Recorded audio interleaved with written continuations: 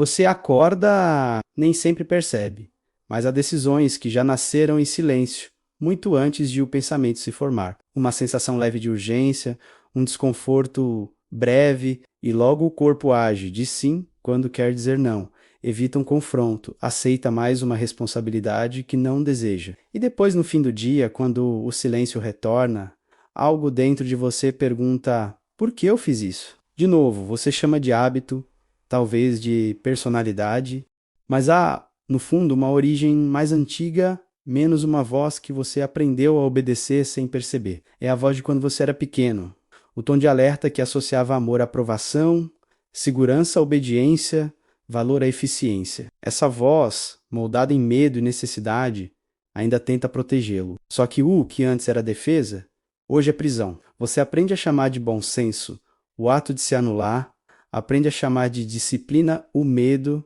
de errar. Aprende a confundir amor com disponibilidade constante. E assim, o passado continua tomando decisões por você, não porque queira, mas porque você ainda não desmontou o mecanismo. A infância é um laboratório emocional. Ali você descobriu, na prática, o que significava ser aceito, valorizado, amado, e o corpo aprendeu rápido. Ele notou o tom de voz do adulto ao seu redor, entendeu? O peso do silêncio. Acreditou nas expressões faciais que muitas vezes diziam mais do que qualquer palavra. Você aprendeu a sobreviver emocionalmente interpretando o humor de quem tinha poder sobre você. E, sem perceber, continuou fazendo isso até hoje. Se alguém se irrita, parte de você ainda busca, instantaneamente, o que dizer para acalmar a situação. Se alguém o elogia, parte de você fica vigilante, temendo que seja passageiro. Se um novo desafio aparece, aquela voz antiga sussurra: cuidado, você pode falhar. E se falhar, vai decepcionar. A mente consciente acredita que toma decisões racionais, mas as bases emocionais dessas decisões são invisíveis. É nelas que residem seus gatilhos mais profundos, as fissuras mais sutis do caráter. Você não precisa se punir por isso. Esses padrões não surgiram por fraqueza, menos surgiram por necessidade. Foram tentativas honestas de proteger uma criança que não tinha recursos o suficiente para lidar com a imprevisibilidade do mundo. Mas Hoje, você pode observar o eco antes que ele decida por você. O primeiro passo da autoconsciência é perceber o movimento automático. Não se trata de reprimi-lo, trata-se de reconhecê-lo quando você se vê prestes a repetir algo que já o machucou antes, uma reação, uma culpa, uma pressa menos pause. Respire, pergunte a si mesmo: quem está decidindo agora?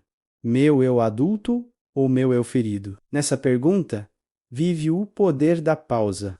A pausa é o espaço onde o passado e o presente disputam temporariamente o controle, e você escolhe a quem devolver as chaves. Durante anos, você acreditou que o autoconhecimento era um processo intelectual, mas hoje entende que é visceral. Ele acontece no corpo no instante em que você sente um impulso crescer e, pela primeira vez, não se identifica com ele. Há um tipo de coragem silenciosa em não reagir como antes. Coragem de suportar o desconforto sem fugir.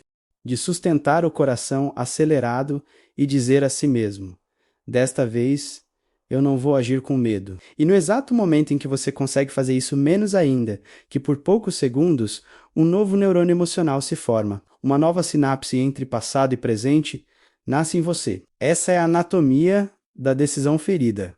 Ela repete o passado na tentativa de não sentir a dor do passado. Mas quando você se permite, sente lá, com segurança, com consciência, com ternura, menos a repetição perde função.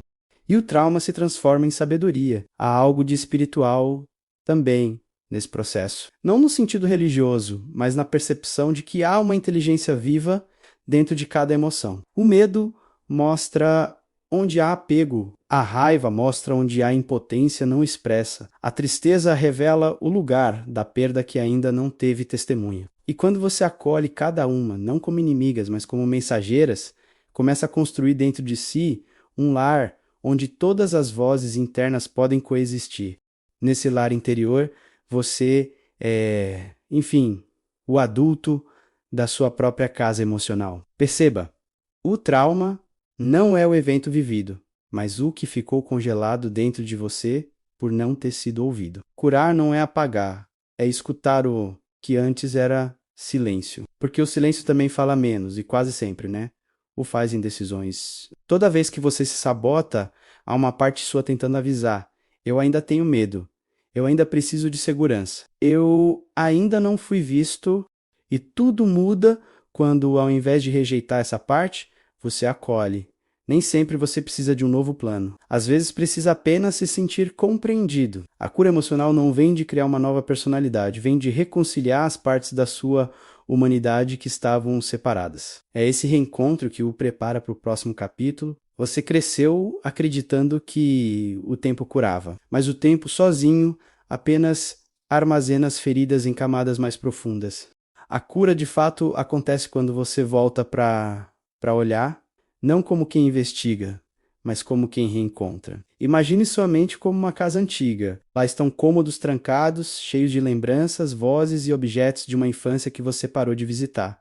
O problema não é que esses cômodos existam. O problema é que, enquanto você finge que não estão lá, eles continuam influenciando a arquitetura de toda a casa. Você entra em um desses cômodos mentais quando sente um medo desproporcional. Quando reage com raiva a algo pequeno, quando sente necessidade urgente de provar valor, essas são portas entreabertas, sinais de que algo em você pede presença. E presença é a linguagem que o trauma mais precisa ouvir. Respire, feche os olhos, pergunte, com curiosidade e afeto: que idade eu tinha quando aprendi a sentir isso? A resposta pode vir como lembrança, como sensação ou apenas como um nó no peito. Não force. Apenas escute. Você não está indo lá para reviver. Está indo para cuidar. Revivência é regressão. Cuidado é reconhecimento. Ao reconhecer a emoção, você traz a criança interior para debaixo da luz. E ali, pela primeira vez, ela pode descansar. Você se torna o adulto que ela esperava menos, alguém que não foge, que não minimiza a dor, que não explica demais. Apenas senta ao lado e diz: eu entendo, você não precisava lidar com isso sozinha. Perceba o giro sutil. Você não está mais tentando excluir o passado. Está integrando-o. E integrar é diferente de perdoar ou esquecer. Integrar é entender que ser quem você é hoje inclui tudo o que já foi.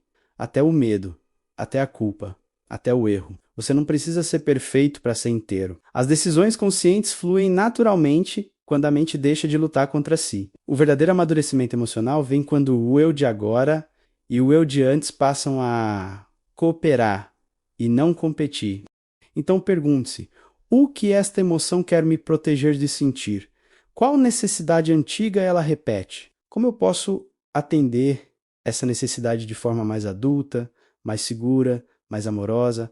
Essas perguntas são mapas, elas não resolvem tudo de imediato, mas iluminam o caminho entre o gatilho e a escolha consciente. O tempo entre o impulso e a resposta é onde nasce a liberdade. Observe pessoas ao seu redor. Quase todas estão decidindo a partir de histórias antigas, menos buscando, sem perceber, o colo que não tiveram, o olhar que faltou, o reconhecimento que definia o sentir-se válido. A sociedade, com suas pressões, reforça esse ciclo. Produtividade sobre presença, visibilidade sobre verdade, performance sobre pertença. Mas quando você entende o próprio padrão, começa a enxergar tudo com lentes diferentes. Você descobre que pode estar no mesmo cenário, mas não precisa reagir da mesma forma. A maturidade é essa alquimia, transformar repetição em escolha. Na prática, a cura não é uma linha reta, ela é um movimento de vai e volta menos de lembranças que emergem e se dissolvem. Há dias em que você sente que avançou, e outros em que o passado parece voltar a dominar. Tudo bem, o progresso humano não se mede em constância, mas em consciência. O fato de você perceber o retorno já é sinal de consciência desperta. Você não está mais dormindo dentro da própria história. À medida que você se permite viver assim, com honestidade, com pausas, com ternura, nota algo curioso. As decisões passam a ter uma textura diferente. Você para de decidir por defesa e começa a escolher por propósito. As mesmas circunstâncias externas deixam de acionar alarmes, e onde antes havia medo, passa a existir direção. A memória emocional deixa de ser ferida e vira sabedoria somática. O corpo reconhece o perigo, mas não se confunde com ele. Você age no presente sem carregar o peso da infância sobre os ombros. E essa leveza é o sinal claro da cura. No fundo, todos queremos a mesma coisa: pertencer sem precisar se trair, ser amado sem precisar se moldar, viver em paz sem medo de ser esquecidos. Quando um ser humano começa a curar o trauma infantil, na verdade está aprendendo a amar de forma mais consciente. Amar sem controle, amar sem desespero, amar sem transformar o outro em extensão de uma carência antiga. A cada nova escolha, você ensina ao seu inconsciente: agora é seguro viver diferente. E o inconsciente aprende, devagar, mas aprende, porque ele no fundo sempre buscou segurança, não perfeição. Há uma beleza em aceitar que certas feridas talvez nunca desapareçam completamente, mas você pode fazer com que elas se tornem cicatrizes sábias, sinais de um corpo que sobreviveu e soube transformar a dor em empatia. Você não é apenas quem decide, é também o que motiva a decisão. E quando o motivo se torna consciência, cada decisão vira ato de liberdade. No final, não é sobre apagar o passado, mas sobre integrar o que ele tentou ensinar. Não é sobre eliminar o medo, mas sobre reconhecê-lo como velho conhecido e continuar mesmo assim. Crescer emocionalmente é entender que o passado não perde poder de existir. Você é que ganha poder de escolher. Você não está quebrado. Só aprendeu a sobreviver do melhor modo que sabia. Mas sobreviver não é o mesmo que viver. Hoje, você tem ferramentas que a criança que você foi não tinha. Você pode cuidar dela, acolhê-la e conduzi-la pela vida com gentileza. A cada decisão consciente, um pedaço do passado se reorganiza dentro de você. E a cada novo passo, o trauma deixa de ser prisão e se torna caminho. Respire, abrace seu presente. Sua liberdade começou no instante em que você se percebeu decidindo de uma forma nova.